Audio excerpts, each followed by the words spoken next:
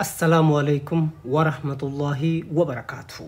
جرت هون كيسنا كم نجا جرت روموتيا إيجا قبت إلى ما تكون سنيكاسا أدوين لما دول ميديا إيجا لنيجر كلتي هون دانجتورا أدوون لما نكوني أدوي أورمو ما تفي أدوي دين إسلام أدوين أورمو ما جرو مسلم ما ميدامو أكوان أورمو ما مسلم ما ميدتي هلو جرمالي باتشورا في nama dogoggorsiisuudhaaf miidiyaa kana gubbaarratti tattaaffii isaanii eegalanii jiru jechuudha.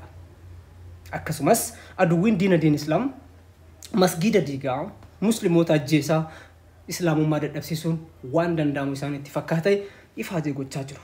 Haa ta'u malee nuti Oromoon akka Oromootti Oromummaan keenya dhiiga waliin qabna irbuu shinnigaa gargar ba'uu hin dandeenyu hin yaalin eenyullee taate eenyullee haa ta'u hin dandeettu nu dhiiga maaliif jennaan nuti dhiiga tokko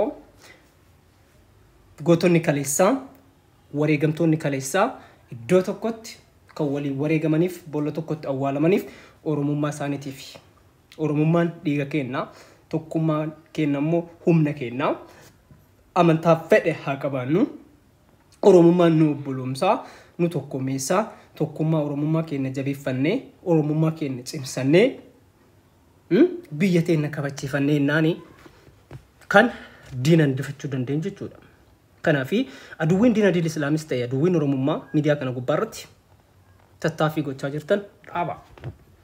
Oromummaan eenyummaa keenya Oromiyaan biyya teenya arsiin gosa tiyya arsoomni qorsoom.